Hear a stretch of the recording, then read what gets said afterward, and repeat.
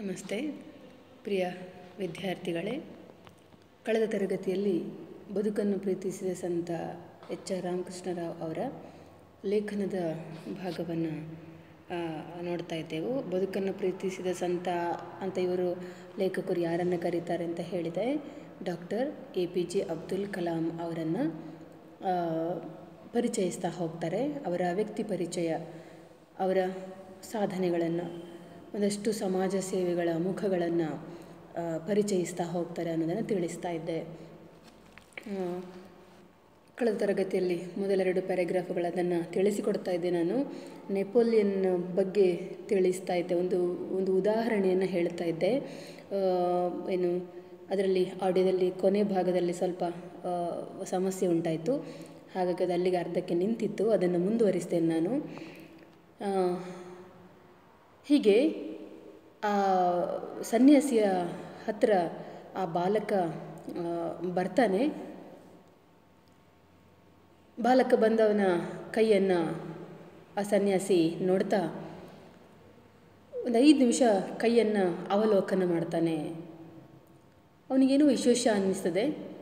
5 ನಿಮಿಷವಾದರೂ ಕೂಡ ಈ ಮಹನೀಯರು ತನ್ನ ಭವಿಷ್ಯವನ್ನು ಯಾಕೆ ತಿಳಿಸಿಕೊಡ್ತಾ ಇಲ್ಲ ಅಂತ ಆಶ್ಚರ್ಯಚಕಿತನಾದಂಥ ಬಾಲಕ, ಸ್ವಾಮಿ ಏನಾಯಿತು, ಏನು ಸಮಸ್ಯೆ, ಏನು ಹೇಳ್ತಾ ಇಲ್ಲ ತಾವು ಅಂತ ಬಾಲಕ ಪ್ರಶ್ನೆ ಮಾಡ್ತಾನೆ. ಆಗ ಅವರು ಹೇಳ್ತಾರೆ, ಬಾಲಕನೇ, ನೀನು ಅತ್ಯಂತ ಅದ್ಭುತ ವ್ಯಕ್ತಿ ಆಗುತ್ತೀಯ, ಆದರೆ ನೀನು ಇಡೀ ಜಗತ್ತನ್ನು ಗೆಲ್ಲಬಲ್ಲೆ. ನಿನ್ನ ಕೈಯನ್ನು, ನಿನ್ನ ಹಸ್ತವನ್ನು ಅವಲೋಕನ ಮಾಡ್ತಾ ಇದ್ದರೆ ನೀನು ಮಹಾನ್ ಸಾಧಕನಾಗುತ್ತಿ, ಮಹಾನ್ ವ್ಯಕ್ತಿ ಆಗುತ್ತಿ, ಇಡೀ ಜಗತ್ತು ಗುರುತಿಸಬಲ್ಲ ವ್ಯಕ್ತಿ ಆಗುತ್ತಿ ನೀನು. ಆದರೆ ನೋಡಿಲ್ಲಿ ನಿನ್ನ ಕೈಯಲ್ಲಿ ಇಲ್ಲೊಂದು ರೇಖೆ ಹೀಗೆ ಹೋಗಿದೆಯಲ್ಲ, ಉದ್ದಕ್ಕೆ ಹೋಗಿದೆಯಲ್ಲ, ಅದು ಅರ್ಧಕ್ಕೆ ನಿಂತ ಹಾಗಿದೆ. ಅದೊಂದು ಸ್ವಲ್ಪ ಇನ್ನು ಮೇಲಕ್ಕೆ ಆ ರೇಖೆ ಮುಂದುವರಿದು ಇಲ್ಲಿವರೆಗೆ ಬರ್ತಾ ಇದ್ದಿದ್ರೆ, ಇನ್ನೊಂದು ಸ್ವಲ್ಪ ಮುಂದುವರಿತಾ ಇದ್ದಿದ್ರೆ ಆ ರೇಖೆ ಖಂಡಿತಕ್ಕೂ ನೀನು ಇಡೀ ಜಗತ್ತನ್ನು ಆಳಬಲ್ಲೆ, ಅಂಥ ಒಂದು ಮಹಾನ್ ವ್ಯಕ್ತಿ ನೀನಾಗುತ್ತಿ, ಅಂಥ ಒಂದು ಮಹಾನ್ ಸಾಧಕ ನೀನಾಗುತ್ತಿ. ಆದರೆ ಆ ಕೈಯ ಗೆರೆ ಅರ್ಧಕ್ಕೆ ನಿಂತಿದೆ, ಅದು ಇಲ್ಲಿವರೆಗೆ ಬರಬೇಕಾಗಿತ್ತು ಅಂತ ಆ ಮಹನೀಯರು ಆ ಹುಡುಗನಿಗೆ ತನ್ನ ಬೆರಳನ್ನು ಅವನ ಹಸ್ತದಲ್ಲಿ ಕೈ ಆಡಿಸ್ತಾ ತೋರಿಸ್ತಾ ಹೋಗ್ತಾರೆ. ಆ ಬಾಲಕನಿಗೆ ಒಂದು ಕಡೆಯಲ್ಲಿ ಸಂತೋಷ, ಮತ್ತೊಂದು ಕಡೆಯಲ್ಲಿ ದುಃಖ. ಅವನು ಹೇಳ್ತಾನೆ, ಯಾವುದು ಸ್ವಾಮಿ, ಯಾವ ಗೆರೆ ಇಲ್ಲಿವರೆಗೆ ಬರಬೇಕಾಗಿದ್ದದ್ದು, ಎಲ್ಲದು ಅರ್ಧದಲ್ಲೇ ನಿಂತಿದೆ ಹೇಳಿ ಅಂತ ಹೇಳಿದಾಗ ಆತ ತೋರಿಸ್ತಾನೆ. ಸರಿ ಆಗ್ಬೋದು, ಆ ಗೆರೆಯನ್ನು ಅಲ್ಲಿವರೆಗೆ ನಾನು ಎಳಿತಾನೆ ಅಂತ ತನ್ನ ಸೊಂಟದಲ್ಲಿದ್ದಂಥ ಒಂದು ಪುಟ್ಟ ಚಾಕುವನ್ನು ತೆಗಿತಾನೆ. ಪುಟ್ಟ ಕತ್ತಿ ಅದು. ಆ ಚಾಕುವನ್ನು ತೆಗೆದು ಆ ಗೆರೆ ಏನು ಅರ್ಧಕ್ಕೆ ನಿಂತಿತ್ತೋ, ಆ ಸನ್ಯಾಸಿ ಏನು ಅದು ಇಲ್ಲಿವರೆಗೆ ಬರಬೇಕಾಗಿತ್ತು, ಅಲ್ಲಿವರೆಗೆ ಬಂದರೆ ನೀನು ಶ್ರೇಷ್ಠ ಸಾಧಕನಾಗ್ತಿ ಅಂತ ಹೇಳ್ತಾರೋ, ಆ ಗೆರೆಯನ್ನು ಆತ ಏನು ಮಾಡ್ತಾನೆ, ಆ ಚಾಕುವಿನಿಂದ ಕುಯ್ದು ಮುಂದಕ್ಕೆ ಉದ್ದಕ್ಕೆ ಆ ಗೆರೆಯನ್ನು ಎಳೆದು ಬಿಡ್ತಾನೆ. ಇಂಥ ಮಹತ್ವಾಕಾಂಕ್ಷೆ ಉಳ್ಳಂಥ ವ್ಯಕ್ತಿ ಆತ ಯಾರಾಗಿದ್ದ ಅಂತಂದರೆ ನೆಪೋಲಿಯನ್ ಆಗಿದ್ದ ಅಂತ ಯಾವುದೋ ಒಂದು ಘಟನೆ ಹೀಗೆ ಎಲ್ಲ ಓದಿದ ನೆನಪು ಅದು ತಿಳಿಸ್ತಾ ಹೋಗ್ತದೆ. ಅಂತಂದರೆ ಇಲ್ಲಿ ಆ ವ್ಯಕ್ತಿಲಿರುವಂತಹ ಒಂದು ಮಹತ್ವಾಕಾಂಕ್ಷೆ ಇದೆಯಲ್ಲ, ಅಂದರೆ ನಾನು ಮಾಡೇ ಮಾಡ್ತೇನೆ, ನನ್ನಿಂದ ಸಾಧ್ಯ ಆಗೇ ಆಗುತ್ತದೆ, ಅವಕಾಶವನ್ನು ನಾನು ಕಳೆದುಕೊಳ್ಳಲಾರೆ, ಇಡೀ ನನ್ನನ್ನು ಜಗತ್ತು ಗುರುತಿಸಬೇಕು ಅನ್ನುವಂತಹ ಸಾಧ್ಯತೆ ಅಂತಂದರೆ ನಾನು ಮಾಡೇ ಮಾಡ್ತೇನೆ, ನಾನು ಹಿಂದೆ ಸರಿಯೋ ಪ್ರಶ್ನೆಯೇ ಇಲ್ಲ ಅನ್ನುವಂತಹ ಒಂದು ಉತ್ಸಾಹ ಇದೆಯಲ್ಲ, ಅದು ಆ ಬಾಲಕನಲ್ಲಿರುವಂಥದ್ದನ್ನು ಗಮನಿಸ್ತೇವೆ ಆ ಸಂದರ್ಭದಲ್ಲಿ ಅಂತ. ಅಂತೆಯೇ ಮುಂದೆ ನೆಪೋಲಿಯನ್ ಬೆಳೆದು ದೊಡ್ಡವನಾಗಿ ಮಹಾನ್ ಸಾಧನೆಗಳನ್ನು ಮಾಡ್ತಾನೆ, ಇಡೀ ಅರ್ಧ ಪ್ರಪಂಚವನ್ನು ಗೆಲ್ತಾನೆ ಆತ ಅನ್ನೋದನ್ನು ನಾವು ಇತಿಹಾಸವನ್ನು ಓದಿಕೊಂಡಾಗ ತಿಳ್ಕೊಳ್ತಾ ಹೋಗುವಂತಹ ವಿಚಾರ ಅಂತ. ಹೀಗೆ ಕಲಾಂ ಅವರು ಕೂಡ ಯಾವಾಗಲೂ ಸಾಧ್ಯತೆಗಳನ್ನು ಅರಸುವಂತಹ ಆಶಾಜೀವಿಯಾಗಿರ್ತಾಯಿದ್ರು. ಆಗೋದಿಲ್ಲ ಅನ್ನುವಂಥ ಪ್ರಶ್ನೆ ಇಲ್ಲ, ಆಗುತ್ತದೆ, ಯಾಕೆ ಆಗೋದಿಲ್ಲ, ಸಾಧ್ಯ ಉಂಟು ನನ್ನಲ್ಲಿ. ಸಾಧ್ಯ ಇಲ್ಲ ಅಂತ ಹೇಳುವಲ್ಲಿ ಏನು ತೊಡಕುಗಳು ಬರ್ತದೆಯೋ ಅದೆಲ್ಲವನ್ನು ನಿವಾರಿಸ್ತಾ ನೆಪೋಲಿಯನ್ ಏನು ಮಾಡಿದ್ನೋ ಹಾಗೆ ಅದೆಲ್ಲವನ್ನು ನಿವಾರಿಸ್ತಾ ತೊಡಕುಗಳನ್ನೆಲ್ಲ ಒಡೆದು ಹಾಕ್ತಾ ಮುಂದಕ್ಕೆ ಹೋಗುವಂಥದ್ದೇ ಬದುಕಿನ ಧ್ಯೇಯವಾಗಿರಬೇಕು ಅಂತ ನಂಬಿಕೊಂಡಿದ್ದವರು ಕಲಾಂ ಅವರಾಗಿದ್ದರು ಅಂತ. ಹೀಗೆ ಇಂತಹ ಕಲಾಮ ಮುಂದೆ ನೋಡಿ 1999ರಲ್ಲಿ ಅವರು ತಮ್ಮ ಆತ್ಮಚರಿತ್ರೆ ಪ್ರಕಟಿಸ್ತಾರೆ. ಅದಕ್ಕೆ ಅವರಿಟ್ಟ ಹೆಸರು ವಿಂಗ್ಸ್ ಆಫ್ ಫೈರ್, ಅಗ್ನಿಜ್ವಾಲೆ. ಯಾವಾಗಲೂ ಊರ್ಧ್ವಮುಖಿ, ಮೇಲೆ ಇರುವುದೇ ಅದರ ಸ್ವಭಾವ. ಅತ್ಯಂತ ಕೆಳಹಂತದಲ್ಲಿ ಜನಿಸಿದವನಿಗೆ ಮನಸ್ಸು ಉದ್ದೀಪನಗೊಂಡದ್ದರಿಂದ ಉನ್ನತ ಮಟ್ಟಕ್ಕೇರಲು ಸಾಧ್ಯವಾಯಿತು. ತಾನೇಕೆ ಆತ್ಮಕಥೆ ಬರೆದೆ ಎಂದು ಪ್ರಶ್ನಿಸಿಕೊಂಡು ಅವರು ಹೀಗೆ ಉತ್ತರಿಸಿದ್ದಾರೆ. 1999ರಲ್ಲಿ ಅವರು ಆತ್ಮಚರಿತ್ರೆಯನ್ನು ಬರೀತಾರೆ. ಏನದು? Wings of fire. ನೋಡಿ, ಅವರ ಸೃಜನಶೀಲತೆ ಕಲಾಂ ಅವರದ್ದು. ಅದು ಪುಸ್ತಕಕ್ಕೆ ಹೆಸರಿಡುವಲ್ಲಿಯೂ ಕೂಡ ಕಾಣಿಸಿಕೊಳ್ಳುತ್ತದೆ ಅಂತ. ವಿಂಗ್ಸ್ ಆಫ್ ಫೈರ್ ಅಂದರೆ ಅಗ್ನಿಯ ರೆಕ್ಕೆಗಳು ಅಂತ ಅರ್ಥ. ಅಗ್ನಿಯ ರೆಕ್ಕೆಗಳು, ಅಗ್ನಿಯ ಜ್ವಾಲೆ. ಅಗ್ನಿ ಹೇಳಿದರೆ ಏನದು? ಬೆಂಕಿ. ಬೆಂಕಿ ಯಾವಾಗಲೂ ಹೇಗೆ ಉರಿತದೆ? ಕೆಳಮುಖವಾಗಿ ಉರಿತದ? ಇಲ್ಲ, ಅದು ಊರ್ಧ್ವಮುಖಿಯಾಗಿರ್ತದೆ. ಹೌದಲ್ಲ? ಅಂದರೆ ಊರ್ಧ್ವಮುಖಿ ಹೇಳಿದರೆ ಮೇಲೆ ಮುಖ ಮಾಡಿಕೊಂಡು, ಮೇಲೆ ಬೆಂಕಿ ಯಾವಾಗಲೂ ಮೇಲೆ ಏರ್ತಾ ಹೋಗುವುದು. ಕೆಳಮುಖವಾಗಿ ಭೂಮಿಯ ಕಡೆಗೆ ಮುಖ ಮಾಡಿ ಅದು ಉರಿಯುವುದೇ ಇಲ್ಲ. ಅದರ ಲಕ್ಷಣವೇ ಹಾಗಲ್ಲ. ಹಾಗಾಗಿ ನಮ್ಮ ಬದುಕು ಯಾವಾಗಲೂ ಹೇಗಿರಬೇಕು? ಅಗ್ನಿಯ ಜ್ವಾಲೆ ಹಾಗೆ ಅದು ಮೇಲೆ ಇರ್ತಾ ಹೋಗಬೇಕು, ಕೆಳಗೆ ಬರಬಾರ್ದು ಯಾವತ್ತು. ಬಡವರಾಗಿರ್ಬೋದು ನಾವು, ಆದರೆ ಬಡತನದಲ್ಲಿ ಹುಟ್ಟಿರ್ಬೋದು, ಆದರೆ ಬಡವರಾಗಿ ಇರಬೇಕು ಅಂತ ಏನು ಇಲ್ವಲ್ಲ.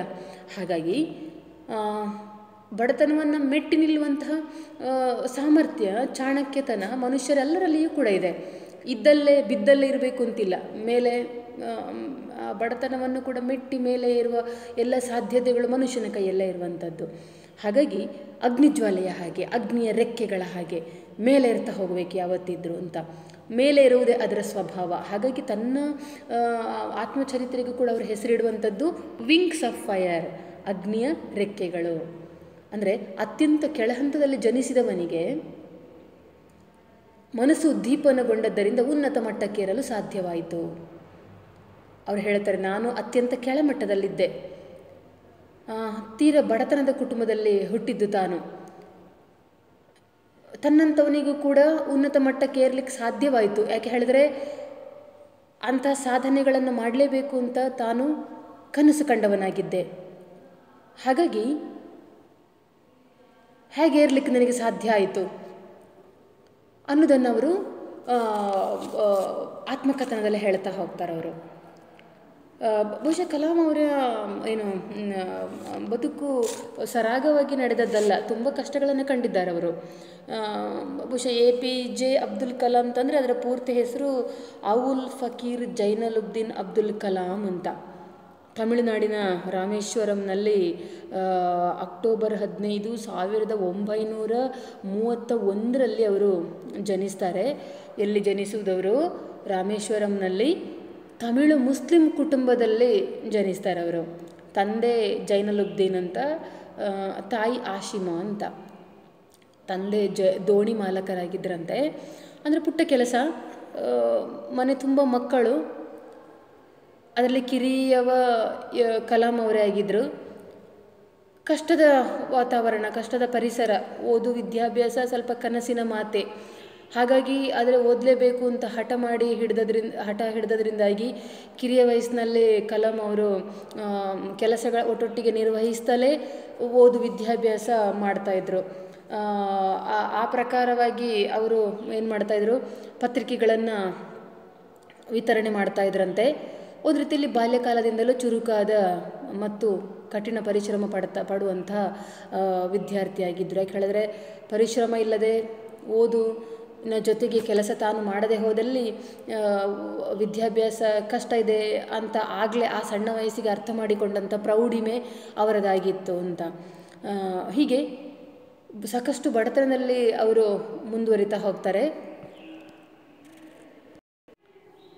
ಹೀಗೆ ನೋಡಿ ಮಕ್ಕಳೇ, ಇದು ಅಬ್ದುಲ್ ಕಲಾಂ ಅವರು ಒಬ್ಬ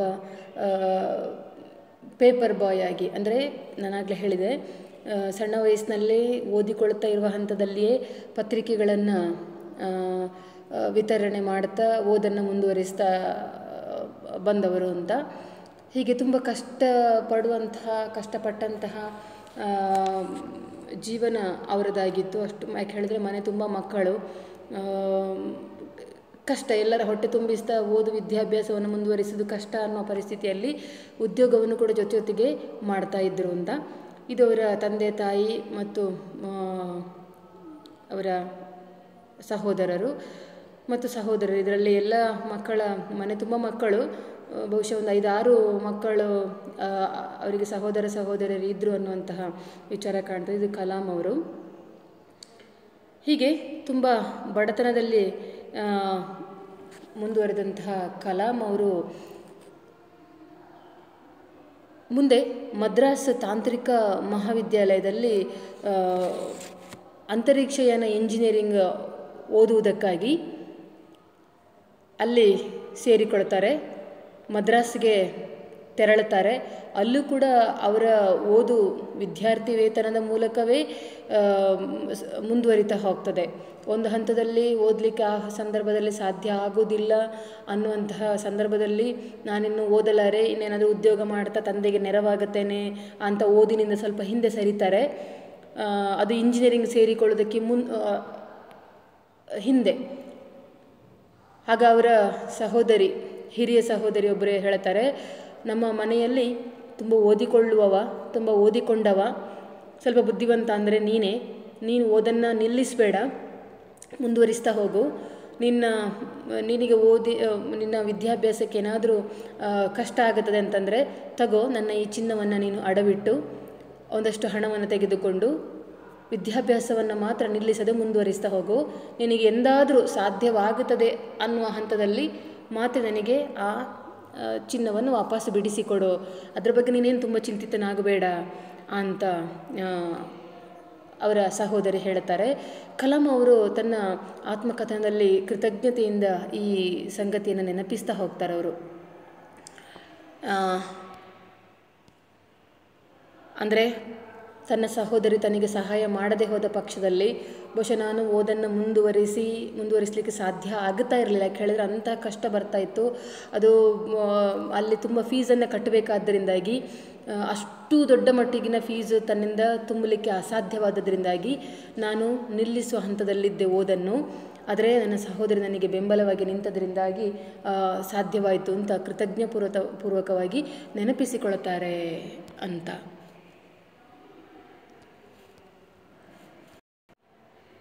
ಆನಂತರದಲ್ಲಿ ಅವರು ಇಂಜಿನಿಯರಿಂಗ್ ಪದವಿ ಪಡೆದು DRDOದಲ್ಲಿ ವಿಜ್ಞಾನಿಯಾಗಿ ಸೇರ್ಪಡೆಗೊಳ್ತಾರೆ. ಅಲ್ಲಿ ವೃತ್ತಿ ಜೀವನದ ಆರಂಭದಲ್ಲಿ ಭಾರತದ ಭೂಸೇನೆಗೆ ಸಣ್ಣ ಸಣ್ಣ ಹೆಲಿಕಾಪ್ಟರ್ಗಳನ್ನು ವಿನ್ಯಾಸ ಮಾಡುವ ವೃತ್ತಿಯನ್ನು ಆರಂಭದಲ್ಲಿ ಮಾಡ್ತಾಯಿದ್ರು.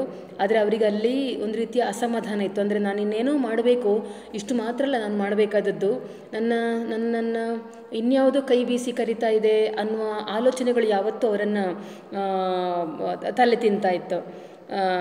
ಆನಂತರದಲ್ಲಿ ಅವರು ಏನು ಮಾಡಿಕೊಳ್ತಾರೆ ಹೇಳಿದರೆ, ಅಲ್ಲಿಂದ ಅವರಿಗೆ ಇಸ್ರೋಗೆ ವರ್ಗಾವಣೆ ಆಗುತ್ತದೆ. ಅಲ್ಲಿ ಅವರು ರೋಹಿಣಿ ಉಪಗ್ರಹವನ್ನು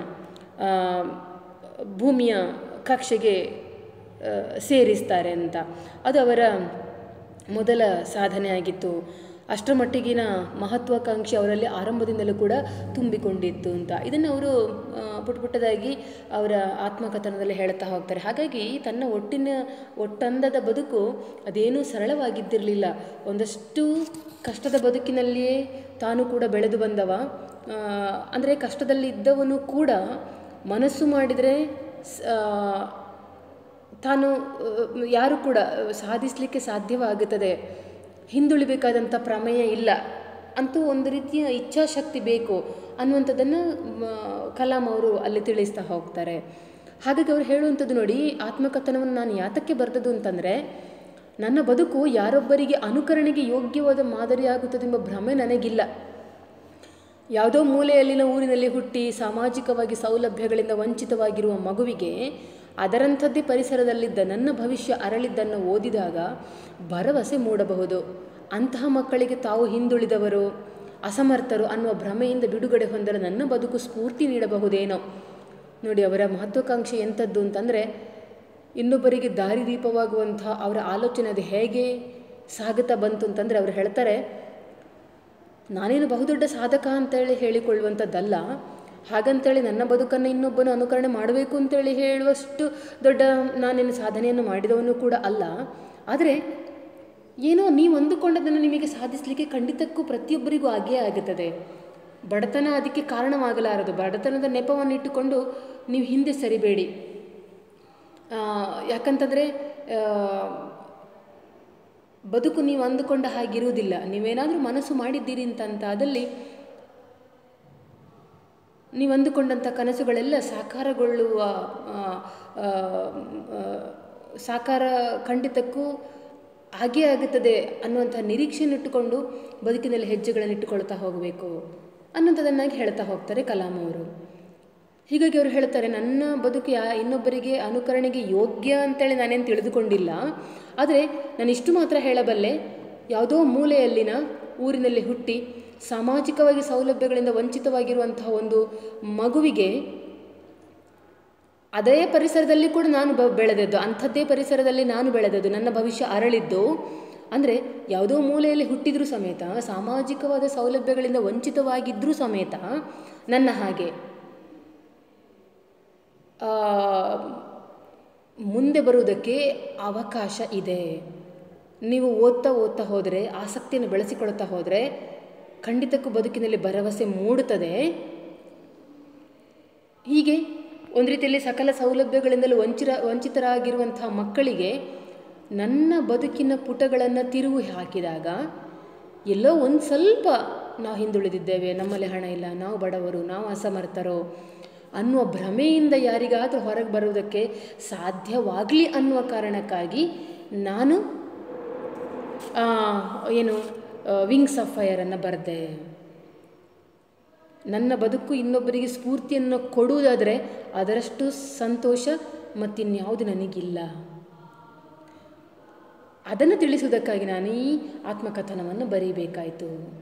ಅಂದರೆ ದೇಶದ ಯಾವ ಮಗುವು, ಹಿಂದುಳಿದ ಮಗುವು ಕೂಡ ಅವಕಾಶದಿಂದ ವಂಚಿತವಾಗಬಾರದು ಅನ್ನುವ ಕಾರಣಕ್ಕಾಗಿ ಕಲಾಂ ಅವರು ಈ ಆತ್ಮಕಥನವನ್ನು ಬರಿತಾ ಹೋಗ್ತಾರೆ. ಹೀಗಾಗಿ ಇದೊಂಥರ ನೋಡಿ, ಇನ್ನೊಬ್ಬನಿಗೆ ತಾನು ಮಾತ್ರ ಬೆಳೆಯುವುದಲ್ಲ, ಇನ್ನೊಬ್ಬನನ್ನು ಬೆಳೆಸುವುದು ಹೇಗೆ ಅನ್ನುವುದಕ್ಕೆ ಕಲಾಂ ಅವರೊಬ್ಬ ಜೀವಂತ ಉದಾಹರಣೆಯಾಗಿದ್ದರು ಅನ್ನೋದನ್ನು ಅವರ ಆತ್ಮಕಥನ ಬರೆದಂಥ ಉದ್ದೇಶ ನಮಗೆ ಸ್ಪಷ್ಟಪಡಿಸ್ತಾ ಹೋಗ್ತದೆ. ಮುಂದೆ ನೋಡಿ, ಅಂತಾರಾಷ್ಟ್ರೀಯ ಕ್ಷಿಪಣಿ ಕೇಂದ್ರವಾಗಿ ಹೈದರಾಬಾದಿನ ಸಮೀಪದ ಬರಡು ಭೂಮಿಯನ್ನು ಸಂಶೋಧನಾ ಕೇಂದ್ರ ಇಮಾರತ್ ಎಂಬ ಹೆಸರಿನಲ್ಲಿ ಸ್ಥಾಪಿಸಿದ್ದು ಅವರ ಕ್ರಿಯಾಶೀಲತೆಗೆ ಸಾಕ್ಷಿಯಾಗಿದೆ. ಕಲಾಂ ಅವರು ಒಬ್ಬ ಶಿಲ್ಪಿಯಾಗಿ ಬೇರೆಯವರಿಗೆ ಬಂಡೆಯಾಗಿ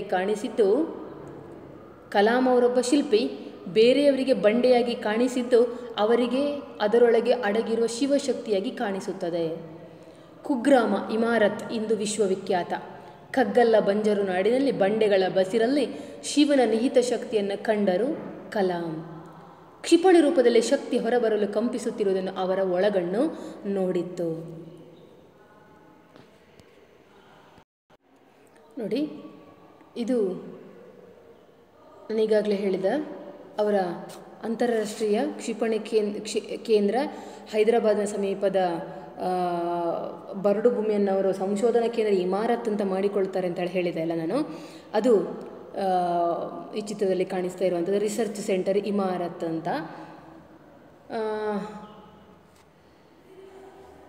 ಇದು ಇಲ್ಲಿ ವಿಶೇಷತೆ ಏನಪ್ಪ ಅಂತಂದರೆ, ಅಲ್ಲಿ ಅದೊಂಥರ ಕುಗ್ರಾಮ, ಬರೀ ಬಂಡೆಗಲ್ಲು, ಮೂಲಭೂತ ಯಾವುದೇ ಸೌಕರ್ಯಗಳು ಇಲ್ಲದೇ ಇರುವಂತಹ ಒಂದು ಬರೀ ಕಗ್ಗಲ್ಲ ಬಂಜರು ನಾಡೋದು.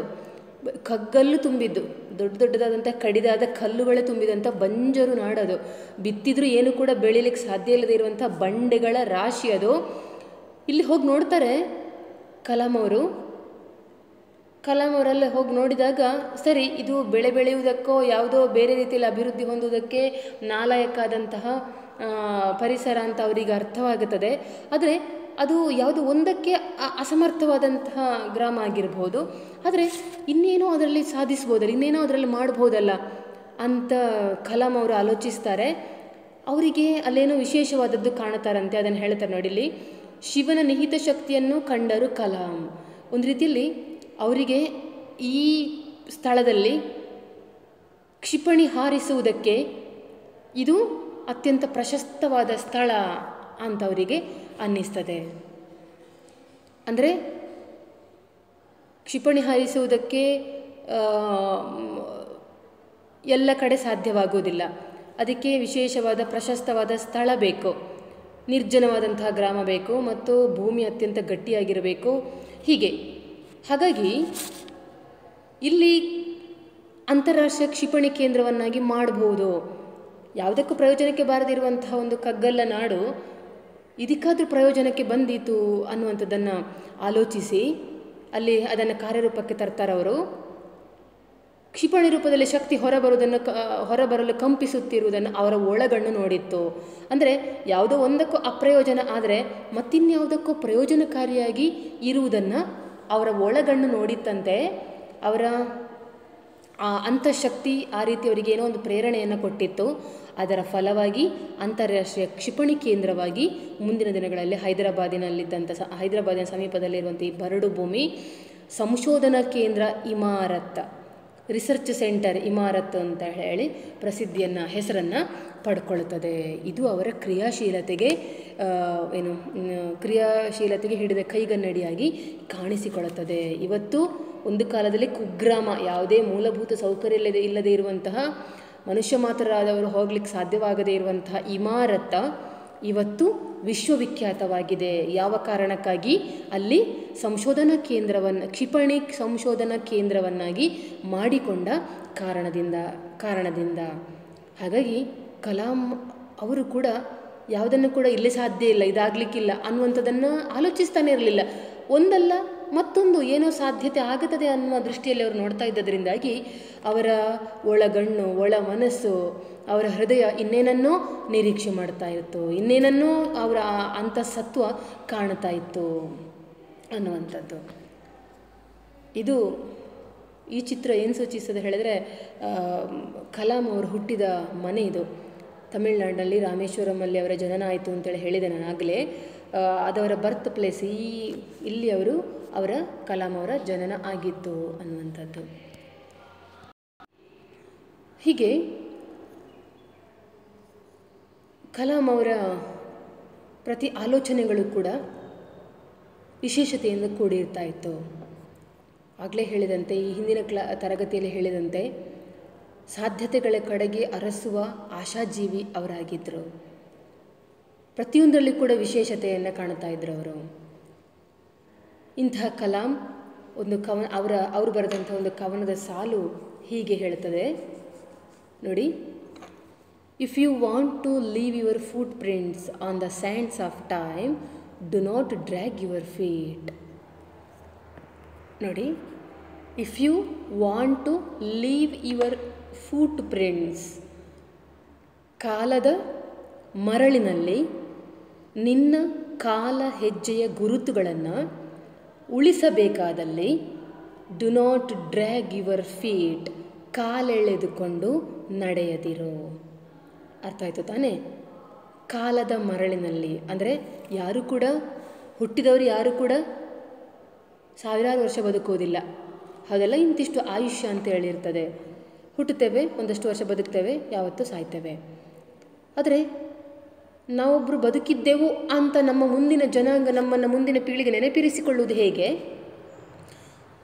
ನಾವು ಬದುಕಿರುವಾಗ ಏನಾದರೂ ಸಾಧನೆಗಳನ್ನು ಮಾಡಿದರೆ, ನಾವೇನಾದರೂ ವಿಶೇಷವಾದಂತಹ ಸಮಾಜ ಗುರುತಿಸುವಂತಹ ಕೆಲಸ ಕಾರ್ಯಗಳನ್ನು ಮಾಡಿದ್ದಿದ್ದರೆ ಮುಂದಿನ ಪೀಳಿಗೆ ನಮ್ಮನ್ನು ನೆನಪಿರಿಸಿಕೊಳ್ಳುತ್ತದೆ. ಇಲ್ಲದಿದ್ದರೆ 10ರೊಟ್ಟಿಗೆ 11 ಅಂತ ಅಷ್ಟೇ. ಹುಟ್ಟುತ್ತೇವೆ, ಒಂದಷ್ಟು ವರ್ಷ ಬದುಕ್ತೇವೆ, ಯಾರಿಗೂ ಗೊತ್ತಾಗದ ಹಾಗೆ, ಅರಿವೇ ಇಲ್ಲದ ಹಾಗೆ ಸತ್ತು ಹೋಗಿಬಿಡ್ತೇವೆ. ಹಾಗಾಗಿ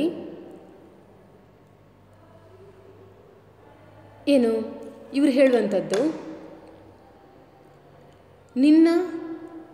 ನಿನ್ನನ್ನು ಸಮಾಜ ಅಥವಾ ಕಾಲ ನೆನಪಿಟ್ಟುಕೊಳ್ಬೇಕು ಅಂತಂದರೆ, ನಿನ್ನ ಬದುಕಿನ ಅವಧಿಯಲ್ಲಿ ಕಾಲೆಳೆದುಕೊಂಡು ನಡೆಯದಿರು. Do not drag your feet ಅಂದರೆ ಕಾಲ ಅನ್ನುವಂಥ ಮರಳಿನಲ್ಲಿ, ಮರಳು ಗೊತ್ತಲ್ಲ, ಸ್ಯಾಂಡ್ ಅಂತ ಹೇಳ್ತೇವೆ, ಮರಳು.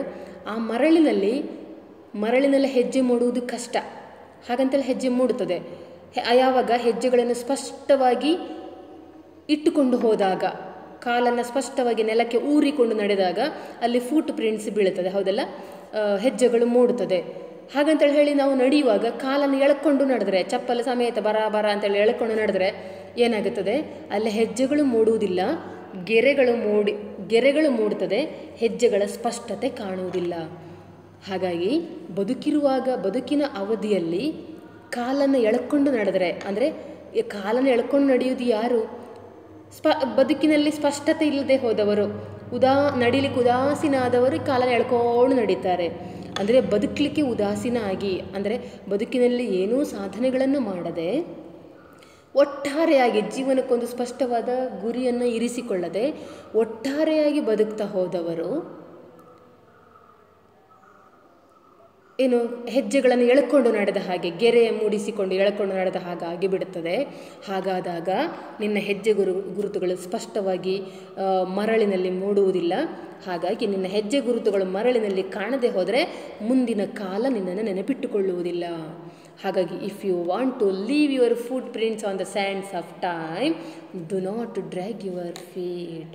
ಕಾಲದ ಮರಳಿನಲ್ಲಿ ನಿನ್ನ ಕಾಲ ಹೆಜ್ಜೆಯ ಗುರುತುಗಳನ್ನು ಉಳಿಸಬೇಕು ಅಂತಂದರೆ ಕಾಲೆಳೆದುಕೊಂಡು ನಡೆಯದಿರು ಅನ್ನುವಂಥದ್ದನ್ನು ಕಲಾಂ ಅವರು ತಮ್ಮ ಕವನದ ಸಾಲಿನಲ್ಲಿ ಹೇಳ್ತಾ ಹೋಗ್ತಾರೆ.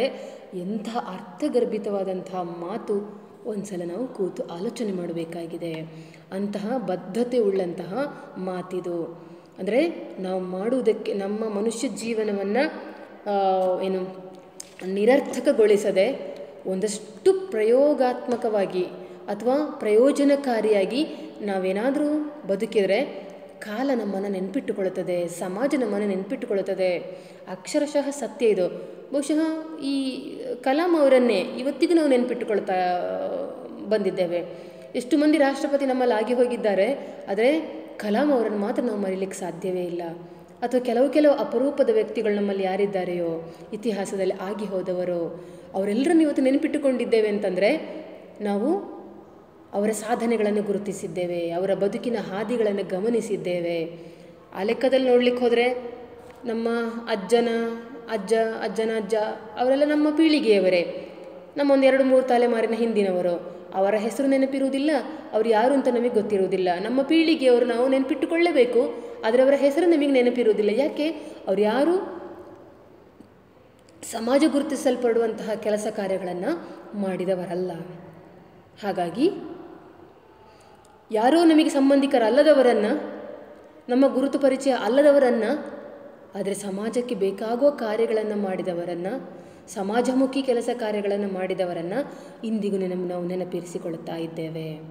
ಹಾಗಾಗಿ ಬದ್ಧತೆಯಿಂದ ಕೆಲಸ ಕಾರ್ಯಗಳನ್ನು ಮಾಡಿದಾಗ ಸಮಾಜ ಗುರುತಿಟ್ಟುಕೊಳ್ಳುತ್ತದೆ, ಆಗ ಮಾತ್ರ ನಾವು ಬದುಕಿದ್ದು ಸಾರ್ಥಕವಾಗುತ್ತದೆ ಅನ್ನುವಂಥದ್ದು ಕಲಾಂ ಅವರ ಜೀವನದ ಉದ್ದೇಶವಾಗಿತ್ತು. ಅವ್ರು ಹೇಳ್ತಾರೆ, ಬಹುಶಃ ಇಲ್ಲಿ ಕಂಡುಬರುವ ಸಂಗತಿ ಏನಪ್ಪ ಅಂತಂದರೆ, ಬದ್ಧತೆಯಿಂದ ಸಾಧನೆಗಿರುವ ಮಾರ್ಗದಲ್ಲಿ ಕ್ರಮಿಸಲು ಅಗತ್ಯವಾದ ಮನೋಭಾವ ಇಲ್ಲಿದೆ. ಬದ್ಧತೆಯಿಂದ ಸಾಧನೆ ಕಡೆಗೆ ಹೋಗಬೇಕು. ಬದ್ಧತೆ ಬೇಕು. ಏನು ಬದ್ಧತೆ? ನಾನು ಮಾಡೇ ಮಾಡ್ತೇನೆ, ನನ್ನಿಂದ ಆಗೇ ಆಗುತ್ತದೆ. ಬದ್ಧತೆಯಿಂದ ಸಾಧನೆಗೆ ಇರುವ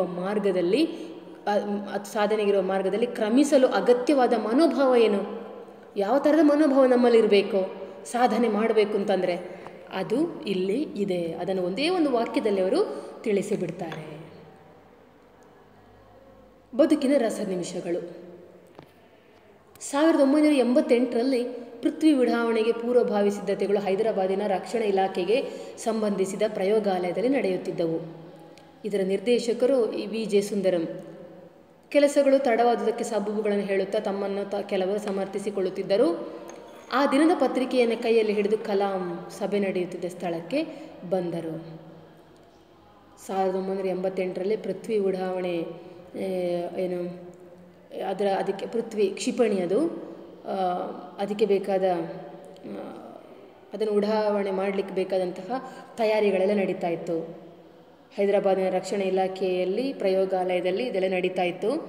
ಅದರ ನಿರ್ದೇಶಕರು ವಿ.ಜೆ. ಸುಂದರಂ ಆಗಿದ್ದರಂತೆ. ಕೆಲವರೆಲ್ಲ ಸ್ವಲ್ಪ ತಡ, ಅದು ಇನ್ನೊಂದು ಸ್ವಲ್ಪ ಬೇಗನೆ ಆಗಬೇಕಾಗಿತ್ತು, ಯಾಕೆ ಆಗಲಿಲ್ಲ ಬೇಗ ಅನ್ನೋದಕ್ಕೆ ಕೆಲವರೆಲ್ಲ ಕಾರಣಗಳನ್ನು ಕೊಡ್ತಾಯಿದ್ರು. ಆ ದಿನದ ಪತ್ರಿಕೆಯನ್ನು ಕೈಯಲ್ಲಿ ಹಿಡಿದು ಕಲಾಂ ಸಭೆ ನಡೆಯುತ್ತಿದ್ದ ಸ್ಥಳಕ್ಕೆ ಬಂದರಂತೆ. ಸಿಕಂದ್ರಾಬಾದಿನ ಶಾಲಾ ಬಾಲಕಿಯೊಬ್ಬಳು ತಯಾರಿಸಿದ ಪೃಥ್ವಿ ಕ್ಷಿಪಣಿಯ ಮಾದರಿಯ ಚಿತ್ರವನ್ನು ಪತ್ರಿಕೆಯಲ್ಲಿ ಪ್ರಕಟಿಸಿದ್ದರು. ಉಪನಿರ್ದೇಶಕ ಸಾರಸ್ವತ ಹೆಮ್ಮೆಯಿಂದ ಹೇಳಿದರು, ಈ ಬಾಲಕಿ ನಮ್ಮ ಕ್ಷಿಪಣಿಯ ಆಕಾರ, ಗಾತ್ರ ಕುರಿತು ಒಂದಷ್ಟು ವಿವರ ಕೇಳಿದ್ದಳು. ನಾನು ಮಾಹಿತಿ ನೀಡಿದ್ದೆ. ನೋಡಿ ಎಂಥ ಅದ್ಭುತ ಮಾದರಿ ತಯಾರಿಸಿದ್ದಾಳೆ. ಒಬ್ಬ ಸಿಕಂದ್ರಾಬಾದಿನ ಪುಟ್ಟ ಶಾಲಾ ಬಾಲಕಿಯೊಬ್ಬಳು ಪೃಥ್ವಿ ಕ್ಷಿಪಣಿ ಇತ್ತಲ್ಲ, ಅದರ ಪೃಥ್ವಿ ಕ್ಷಿಪಣಿ ತಯಾರಾಗಿತ್ತು ಉಡಾವಣೆಗೊಳ್ಳುವುದಕ್ಕೆ. ಅದರ ಮಾಡೆಲ್ ಚಿತ್ರವನ್ನು ಅವಳು ಮಾಡಿದ್ಲಂತೆ. ಆ ಮಾಡೆಲ್ ಚಿತ್ರವನ್ನು ಪತ್ರಿಕೆಯಲ್ಲಿ ಪ್ರಕಟಿಸಿದರು. ಉಪನಿರ್ದೇಶಕ ಅವರು ಬರ್ತಾರೆ, ಸಾರಸ್ವತ ಅಂತ ಅವರ ಹೆಸರು. ಅವ್ರು ಹೇಳ್ತಾರೆ, ಹೆಮ್ಮೆಯಿಂದ ಹೇಳ್ತಾರಂತೆ, ನೋಡಿ ಈ ಬಾಲಕಿ ನಮ್ಮಲ್ಲಿಗೆ ಬಂದಿದ್ಲು, ಅವಳು ಬರಲಿಲ್ಲ, ಫೋನ್ ಮಾಡಿ ಕೇಳಿ ತಿಳ್ಕೊಂಡಿದ್ಲು. ನಮ್ಮ ಕ್ಷಿಪಣಿಯ ಆಕಾರ, ಗಾತ್ರ ಕುರಿತು ಒಂದಷ್ಟು ವಿವರವನ್ನು ಫೋನ್ ಮೂಲಕ ಕೇಳಿ ತಿಳ್ಕೊಂಡಿದ್ಲು. ನಾನು ಮಾಹಿತಿ ನೀಡಿದ್ದೆ, ಪೃಥ್ವಿಯ ಕ್ಷಿಪಣಿ ಆಕಾರ ಎಂಥದ್ದು, ಅದರ ಗಾತ್ರ ಹೇಗೆ ಏನು ಅಂತೇಳಿ ಹೇಳಿ ಅವಳು ಆಸಕ್ತಿಯಿಂದ ಕೇಳಿದ್ಲು. ನಾನು ತಿಳಿಸಿದ್ದೆ. ನೋಡಿ ಅವಳು ಎಂಥ ಅದ್ಭುತ ಮಾಡೆಲನ್ನು ರೆಡಿ ಮಾಡಿದ್ದಾಳೆ, ಅದು ಪತ್ರಿಕೆಯಲ್ಲಿ ಪ್ರಕಟವಾಗಿದೆ ಹೇಳ್ತಾರಂತೆ ಸಾರಸ್ವತ ಉಪನಿರ್ದೇಶಕ ಅವರು. ಕಲಾಂ ಹೇಳ್ತಾರೆ ತಟ್ಟನೆ, ಹಾಗಾದರೆ ಆ ಹುಡುಗಿನ ಇಲ್ಲಿಗೆ ಯಾಕೆ ಕರೆಸಬಾರದು? ಆ ಮಗು ನಿಜವಾದ ಪೃಥ್ವಿ ಕ್ಷಿಪಣಿ ನೋಡಲಿ, ಒಂದು ದಿನ ನಿಮ್ಮ ಅತಿಥಿಯಾಗಿರಲಿ. ಅಬ್ದುಲ್ ಕಲಾಂ ಅವರು ತಟ್ಟನೆ ಸಲಹೆ ಮಾಡಿದರು. ಹಾಗಾದರೆ ಆ ಮಗು ಫೋನ್ ಮಾಡಿ ಕೇಳಿ ತಿಳ್ಕೊಂಡು ಪೃಥ್ವಿ ಕ್ಷಿಪಣಿಯನ್ನೇ ತಯಾರು ಮಾಡಿದ್ದಾಳೆ ಅಂತಂದರೆ, ಅದರ ಮಾಡೆಲ್ ಮಾಡಿದ್ದಾಳಂತಂದರೆ, ನಿಜವಾದ ಪೃಥ್ವಿ ಕ್ಷಿಪಣಿಯನ್ನು ನೋಡಿದಾಗ ಅವಳಿಗೆ ಎಷ್ಟು ಸಂತೋಷವಾಗಬಹುದು. ಬಹುಶಃ ಅದರ ಮಾಡೆಲನ್ನು ತಯಾರಿಸಲಿಕ್ಕೆ ಬೇಕಾದದ್ದೇನು ಆಸಕ್ತಿ. ವಿಜ್ಞಾನ ಕ್ಷೇತ್ರದಲ್ಲಿ ಆ ಹುಡುಗಿಗೆ, ಆ ಮಗುವಿಗೆ ಎಷ್ಟು ಆಸಕ್ತಿ ಇದೆ ಅನ್ನುವಂಥದ್ದನ್ನು ಅವಳು ಮಾಡೆಲನ್ನು ಕೇಳಿ, ಯಾವ ಥರ ಇದೆ ಅದು, ಅದರ ಆಕಾರ ಎಷ್ಟು, ಗಾತ್ರ ಎಷ್ಟು, ಅದು ಏನು, ಹೇಗೆ ಏನು, ಅದೆಲ್ಲವನ್ನು ಕೇಳಿ ತಿಳ್ಕೊಂಡು ಅವಳು ಅದರ ಮಾಡೆಲನ್ನು ಮಾಡಿದ್ದಾಳೆ. ಇನ್ನು ಅವಳು ನೇರವಾಗಿ ಬಂದು ಈ ಪೃಥ್ವಿ ಕ್ಷಿಪಣಿಯನ್ನು ನೋಡಿದರೆ ಆ ಮಗುವಿಗೆ ಎಂಥ ಸಂತೋಷವಾಗಬಹುದು.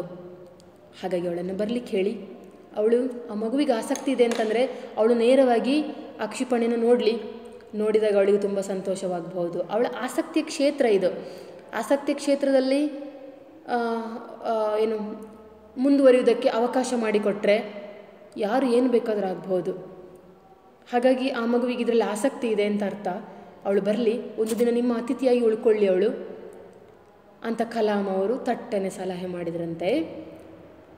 ಅಂತಂದರೆ ಒಂದು ಮಗುವಿಗೆ ಬೆಳೆಯುವುದಕ್ಕೆ ಏನು ಬೇಕಾಗುವುದು? ಪ್ರೋತ್ಸಾಹ ಬೇಕು, ಬೆನ್ನು ತಟ್ಟುವವರು ಬೇಕು.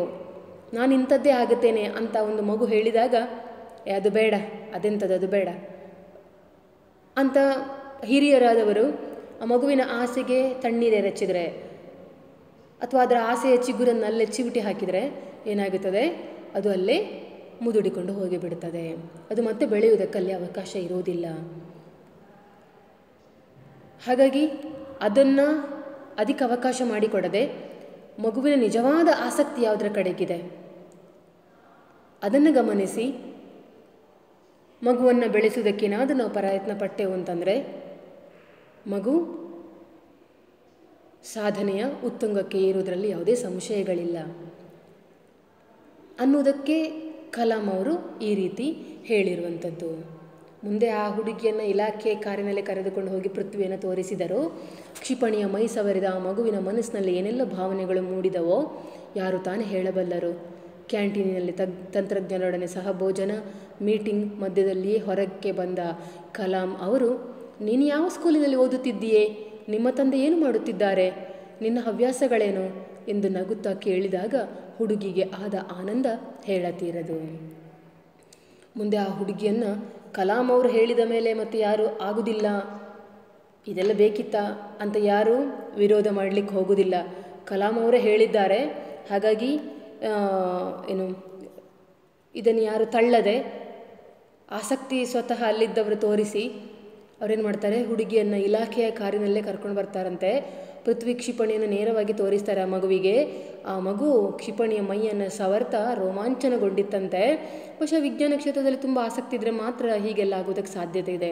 ಬಹುಶಃ ಯಾರಾದರೂ ಹಿರಿಯರು ಆ ಮಗುವಿನ ಆಸಕ್ತಿಗೆ ನೀರೇರಿತಾ ಹೋದಲ್ಲಿ, ಪೋಷಿಸ್ತಾ ಹೋದಲ್ಲಿ ಮುಂದಕ್ಕೆ ಒಂದು ದಿನ ಆ ಮಗು ಬೆಳೆದು ದೊಡ್ಡ ವಿಜ್ಞಾನಿ ಆಗೋದ್ರಲ್ಲಿ ಯಾವುದೇ ಸಂಶಯಗಳಿಲ್ಲ. ಈ ರೀತಿಯಾಗಿ ಮಕ್ಕಳ ಬೆಳವಣಿಗೆಯಲ್ಲಿ ಹಿರಿಯರಾದವರು ಸಹಕರಿಸಬೇಕು ಅಂತ ಹೇಳುವಂಥದ್ದು. ಹೀಗೆ ಇದೆಲ್ಲ ಒಂದು ಬದಿಯಲ್ಲಾದರೆ ಮತ್ತೊಂದು ಕಡೆಯಲ್ಲಿ ಹಿರಿಯರೊಡನೆ ತಂತ್ರಜ್ಞರೊಡನೆ ಮೀಟಿಂಗ್ನಲ್ಲಿ ಕಲಾಂ ಅವರು ಮುಳುಗಿ ಹೋಗಿದ್ದರು. ಅದರ ನಡುವೆಯೇ ಅವರು ನೆನಪಿಟ್ಟುಕೊಂಡು ಅಲ್ಲಿಂದ ಹೊರಗೆ ಬಂದು ಮಗುವಿನ ಜೊತೆಗೆ ಮಾತಾಡ್ತಾರಂತೆ. ನೀನು ಯಾವ ಸ್ಕೂಲಲ್ಲಿ ಓದ್ತಾ ಇದ್ದೀಯಮ್ಮ, ನಿನ್ನ ತಂದೆ ಏನು ಮಾಡ್ತಾ ಇದ್ದಾರೆ, ನಿನ್ನ ಹವ್ಯಾಸಗಳೇನು ಅಂತ ಕೇಳ್ತಾರೆ. ಬಹುಶಃ ಒಬ್ಬ ಅತ್ಯಂತ ಹಿರಿಯ ವ್ಯಕ್ತಿ, ಅತ್ಯಂತ ಹಿರಿಯ ವಿಜ್ಞಾನಿ ತನ್ನನ್ನು ಮಾತಾಡಿಸ್ತಾರೆ ಅಂತಂದರೆ ಆ ಮಗು ನಿಜಕ್ಕೂ ಆಶ್ಚರ್ಯಕ್ಕೊಳಗಾಗುವುದು ಮಾತ್ರವಲ್ಲ, ತನ್ನ ಜೀವಮಾನದಲ್ಲಿ ಆ ಸಂಗತಿ ಅನ್ನೋದು ಮರಿಲಿಕ್ಕೆ ಸಾಧ್ಯವಾಗಲಿಕ್ಕಿಲ್ಲ. ಇಂತಹ ಒಂದು ಅವಕಾಶಗಳನ್ನು ನೀಡಿದವರು ಕಲಾಂ ಅವರು. ಬಹುಶಃ ತನ್ನ ಒಂದು ಮಾತು, ತನ್ನ ಒಂದು ಪ್ರೋತ್ಸಾಹದ ನುಡಿ ಯಾವುದೋ ಒಂದು ಮಗು ಸಾಮಾನ್ಯ ಎತ್ತರದಿಂದ ಅಸಾಮಾನ್ಯ ಎತ್ತರಕ್ಕೆ ಏರ್ತದೆ ಅಂತಾದಲ್ಲಿ ಅದನ್ನು ಮಾಡುವುದಕ್ಕೆ ತಾನೇಕೆ ಹಿಂದೆ ಮುಂದೆ ನೋಡಬೇಕು? ಅದನ್ನು ಸಾಧಿಸಿದವರು, ಇದನ್ನು ಮಾಡಿ ತೋರಿಸಿದವರು ಕಲಾಂ ಅವರಾಗಿದ್ದರು. ಹಾಗಾಗಿ ಹುಡುಗಿಗಾದ ಆನಂದ ಹೇಳತೀರದು. ಆ ಹುಡುಗಿಗೆ ಆ ಸಮಯದಲ್ಲಿ ಎಷ್ಟು ಆನಂದ ಆಯಿತು ಅಂತಂದರೆ ಅದನ್ನು ಮಾತಿನಲ್ಲಿ ಹೇಳಲಿಕ್ಕೆ ಸಾಧ್ಯವಾಗಲಿಲ್ಲ ಅಂತೆ. ಯಾಕೆ ಹೇಳಿದ್ರೆ ಕಲಾಂ ಅವರು ನನ್ನ ಜೊತೆಗೆ ಮಾತನಾಡಿದರು, ಅದು ಕೂಡ ಅಷ್ಟು ಅವರು ಬ್ಯುಸಿಯಾಗಿದ್ದಾಗ, ತುಂಬ ಒತ್ತಡದ ಪರಿಸರದಲ್ಲಿದ್ದ ಸಂದರ್ಭದಲ್ಲೂ ಕೂಡ ತನ್ನನ್ನು ಕಂಡು ಮಾತಾಡಿಸಿದರು ಅನ್ನುವುದು ಆ ಮಗುವಿಗೆ ಆದ ಸಂತೋಷವಾಗಿತ್ತು ಅಂತ ನೋಡಿ. ಇದು ಪೃಥ್ವಿ ಕ್ಷಿಪಣಿ. ಕಲಾಂ ಅವರು ಅವರ ಸಹಾಯದಿಂದ ಹಾರಿಸಿದ ಪೃಥ್ವಿ ಕ್ಷಿಪಣಿ.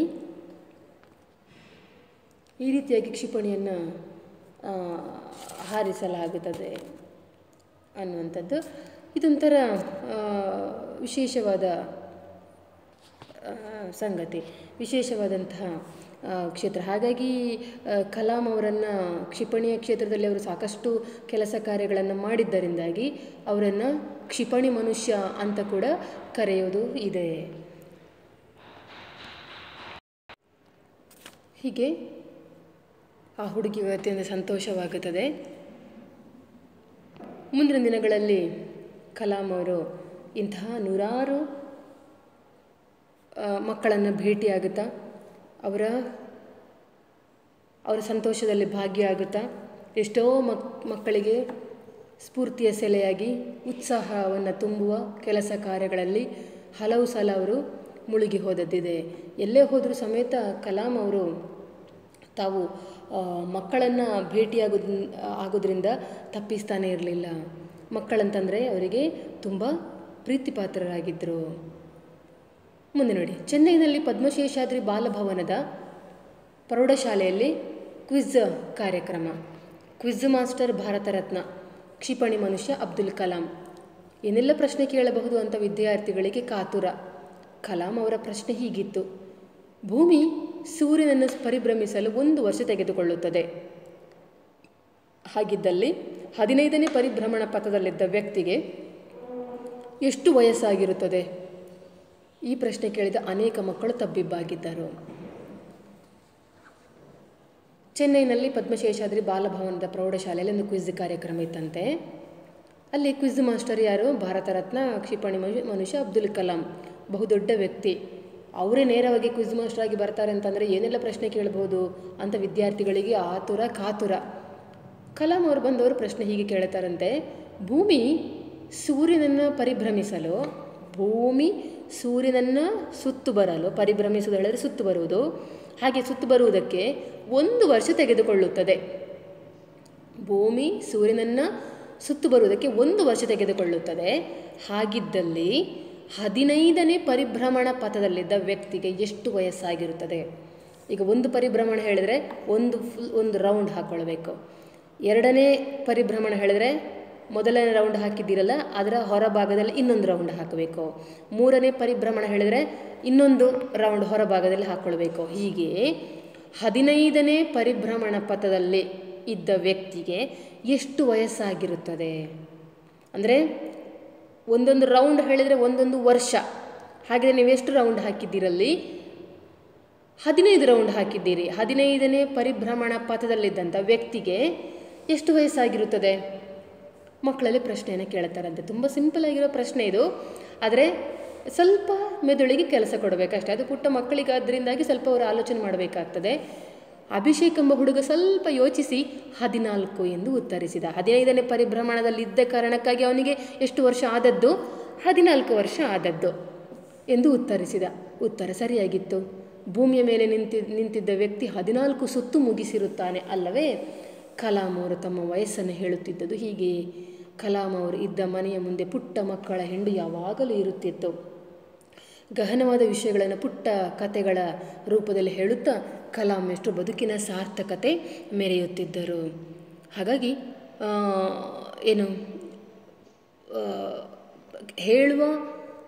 ಕೇಳುವ ಪ್ರಶ್ನೆ ಉತ್ತರ ಯಾವಾಗಲೂ ಸರಳವಾಗಿರ್ತಾ ಇತ್ತು. ಕೇಳುವ ಪ್ರಶ್ನೆಗಳನ್ನು ಸ್ವಲ್ಪ ತಿರುಚಿ ಕೇಳುತ್ತಾ ಇದ್ರು, ಟ್ವಿಸ್ಟ್ ಮಾಡಿ ಕೇಳುತ್ತಾ ಇದ್ರು. ಅಂದರೆ ಸ್ವಲ್ಪ ಮೆದುಳಿಗೆ ಕೆಲಸ ಅಂತೇಳಿ ಹೇಳುತ್ತೇವಲ್ಲ, ಆ ಥರದಲ್ಲಿ. ಅಂದರೆ ಸರಳವಾಗಿ ಉತ್ತರ ಹೇಳುವ ಹಾಗಿರಬಾರ್ದು, ಉತ್ತರ ಸರಳವಾಗಿಯೇ ಇರ್ತದೆ. ಆದರೆ ಕೇಳುವ ಪ್ರಶ್ನೆಯನ್ನು ಸ್ವಲ್ಪ ಆಲೋಚಿಸುವ ಹಾಗೆ ಕೇಳಿದರೆ ಮಕ್ಕಳ ಮೆದುಳು ವಿಕಾಸವಾಗುತ್ತದೆ. ಈ ರೀತಿ ಮೆದುಳಿಗೆ ಕೆಲಸವನ್ನು ಕೊಡಬೇಕು. ಹಾಗೆ ಕೊಟ್ಟಾಗ ಮಕ್ಕಳ ಬುದ್ಧಿಯಲ್ಲಿ ಚುರುಕು ಉಂಟಾಗುತ್ತದೆ. ಮಕ್ಕಳು ಅತ್ಯಂತ ಆಗುತ್ತಾರೆ, ಚಟುವಟಿಕೆಯಿಂದ ಇರ್ತಾರೆ, ಕ್ರಿಯಾಶೀಲರಾಗಿರ್ತಾರೆ ಅನ್ನುವುದು ಕಲಾಂ ಅವರ ಆಲೋಚನೆಯಾಗಿತ್ತು. ಹಾಗಾಗಿ ಅವರು ಮಕ್ಕಳ ಜೊತೆಗೆ ಯಾವಾಗಲೂ ಈ ರೀತಿಯಲ್ಲಿ ಸಂತೋಷವಾಗಿ ಕಾಲ ಕಳೀತಾ ಇರ್ತಾಯಿದ್ರು. ನೋಡಿ, ಈ ಚಿತ್ರವನ್ನು ವೀಕ್ಷಿಸಿ. ಕಲಾಂ ಅವರು ಅತ್ಯಂತ ಹಿರಿಯ ವ್ಯಕ್ತಿಯಾಗಿ, ದೇಶದ ಒಬ್ಬ ರಾಷ್ಟ್ರಪತಿಯಾಗಿ, ಒಬ್ಬ ದೊಡ್ಡ ಕ್ಷಿಪಣಿ ಮನುಷ್ಯನಾಗಿ, ದೊಡ್ಡ ವಿಜ್ಞಾನಿಯಾಗಿ ಇದ್ದಂತಹ ಆ ವ್ಯಕ್ತಿ ಎಷ್ಟು ಸರಳವಾಗಿ ಸುಲಲಿತವಾಗಿ ಮಕ್ಕಳ ಜೊತೆಗೆ ಬೆರೀತಾ ಇರ್ತಾಯಿದ್ರು. ಅವರಿಗೆ ಮಕ್ಕಳಷ್ಟು ಪ್ರೀತಿ ಯಾವುದೂ ಇಲ್ಲ. ಒಮ್ಮೊಮ್ಮೆ ಅವರಿಗೆ ಇರ್ತಾ ಇದ್ದಂತಹ ಸೆಕ್ಯೂರಿಟಿ ಫೋರ್ಸ್ಗಳೆಲ್ಲ ಏನಿದ್ದಾವೆಯೋ ಅವರಿಗೆ ತುಂಬ ಕಷ್ಟವಾಗ್ತಾ ಇತ್ತಂತೆ. ಯಾಕಂತಂದರೆ ಈ ಕಲಾಂ ಅವರು ರಾಷ್ಟ್ರಪತಿ ಅನ್ನಿಸಿಕೊಂಡವರು ಆ ಸೆಕ್ಯೂರಿಟಿಯ ಒಳಗಡೆನೇ ಇರಬೇಕು. ಹೈ ಎಸ್ಕಾರ್ಟ್ ಇರ್ತದೆ ಅವರಿಗೆ, ಅದರ ಒಳಗಡೆನೇ ಇರಬೇಕು. ಅದನ್ನು ದಾಟಿ ಅವರು ಹೋಗೋ ಹಾಗಿಲ್ಲ. ಅದೊಂಥರ ಫಾರ್ಮಾಲಿಟೀಸ್ ಹಾಗೇ ಇರ್ತದೆ. ಎಲ್ಲ ಹೋದರೂ ಕೂಡ ಅದು ಇರಲೇಬೇಕು, ಅದು ಕ್ರಮ, ನಿಯಮ. ಆದರೆ ಕಲಾಂ ಅವರು ಬೇರೆ ಕಡೆ ಹಾಗೆ ಇರ್ತಾಯಿದ್ರು. ಆದರೆ ಮಕ್ಕಳನ್ನು ಕಂಡ ತಕ್ಷಣ ಅವರ ಎಸ್ಕಾರ್ಟನ್ನು ಮೀರಿ ಅವರು ಹೋಗಿ ಮಕ್ಕಳ ನಡುವೆ ನಿಂತು ಬಿಡ್ತಾಯಿದ್ರು. ಆಗ ಉಳಿದವರೆಲ್ಲ ಯಾರು ಸೆಕ್ಯೂರಿಟಿ ಕೊಡ್ತಾಯಿದ್ರು ಅವರೆಲ್ಲ ನಿಂತು ನೋಡಿ ಬಾಕಿಯಾಗಬೇಕಾಗಿತ್ತು. ಅಂದರೆ ಏನು ಮಾಡಲಿಕ್ಕೆ ಆಗ್ತಾ ಇರಲಿಲ್ಲ. ಮಕ್ಕಳ ಜೊತೆಗೆ ಬೆರಿಬೇಡಿ, ಮಕ್ಕಳ ಜೊತೆಗೆ ನಡುವೆ ಹೋಗಬಾರ್ದು. ಅಂದರೆ ಮಕ್ಕಳ ಜೊತೆಗೆ ಅಂತ ಅಂದರೆ ಅಲ್ಲ, ಸಾಮಾನ್ಯ ಮನುಷ್ಯನ ಜೊತೆಗೆ ಅಷ್ಟು ಸುಲಭದಲ್ಲಿ ಒಬ್ಬ ರಾಷ್ಟ್ರಪತಿಯಾಗಿ ಬೆರೆಯುವ ಅವಕಾಶಗಳು ತುಂಬ ಕಡಿಮೆ. ಯಾಕೆ ಹೇಳಿದ್ರೆ ಆ ಕ್ರಮ ನಿಯಮಗಳು ಹಾಗೆ ಇರ್ತಾಯಿತ್ತು. ಯಾಕೆ ಹೇಳಿದ್ರೆ ಅಪಾಯಗಳು ಸದಾ ಹಿಂದಿನಿಂದ ಇರ್ತವೆ ಅನ್ನೋ ಕಾರಣಕ್ಕಾಗಿ. ಆದರೆ ಕಲಾಂ ಅವರು ಮಾತ್ರ ಅತ್ಯಂತ ಅದ್ಭುತವಾದ ವ್ಯಕ್ತಿ. ಮಕ್ಕಳು ಕಂಡಲ್ಲಿ ಬಹುಶಃ ಮಕ್ಕಳನ್ನು ದೇವರ ಸಮಾನ ಅಂತಾರೆ. ಮಕ್ಕಳಲ್ಲಿರುವಂಥ ಮುಗ್ಧತೆ ಬೇರೆ ಯಾರಲ್ಲೂ ಕೂಡ ಇರುವುದಕ್ಕೆ ಸಾಧ್ಯ ಇಲ್ಲ ಅಂತಾರೆ. ಹಾಗಾಗಿ ಆ ಮುಗ್ಧತೆಯನ್ನು, ಆ ದೇವರನ್ನು ಕಲಾಂ ಅವರು ಯಾರಲ್ಲಿ ಕಾಣ್ತಾ ಇದ್ರು ಹೇಳಿದರೆ ಮಕ್ಕಳಲ್ಲಿ ಕಾಣ್ತಾ ಇದ್ರು. ಮಕ್ಕಳ ಉತ್ಸಾಹ, ಮಕ್ಕಳ ಲವಲವಿಕೆಯಲ್ಲಿ ತಮ್ಮ ಸಂತೋಷವನ್ನು ಕಾಣ್ತಾ ಇದ್ರು ಕಲಾಂ ಅವರು. ಹಾಗಾಗಿ ಎಲ್ಲೂ ಮಕ್ಕಳು ಕಂಡು ಸಮೇತ ಅಲ್ಲಿ ಹೋಗಿ ಅವ್ರ ಜೊತೆಗೆ ಬೆರೆತು ಬಿಡ್ತಾಯಿದ್ರು. ಅವ್ರ ಜೊತೆಗೆ ಒಂದಷ್ಟು ಮಾತುಕತೆ, ಒಂದಷ್ಟು ಅವರಲ್ಲಿ ಪ್ರಶ್ನೆ ಕೇಳುವುದು, ಅದರಿಂದ ಉತ್ತರ ಪಡ್ಕೊಳ್ಳುವಂಥದ್ದು, ಅವರು ಕೊಡ್ತಾ ಇದ್ದಂಥ ಗುಲಾಬಿ ಹೂಗಳನ್ನು ಸ್ವೀಕಾರ ಮಾಡೋದು, ಈ ಥರ ಇದರಲ್ಲಿ ಸಂತೋಷವನ್ನು ಪಡ್ತಾಯಿದ್ರು ಕಲಾಂ ಅವರು. ಹೀಗಾಗಿ ಒಂದು ರೀತಿಯಲ್ಲಿ ಅತ್ಯಂತ ವಿಶೇಷನಾದಂತಹ ವ್ಯಕ್ತಿ ಹಾಗೆ ಕಲಾಂ ಅವರು ಕಾಣಿಸಿದ್ರಲ್ಲಿ ಯಾವುದೇ ಆಶ್ಚರ್ಯ ಇಲ್ಲ.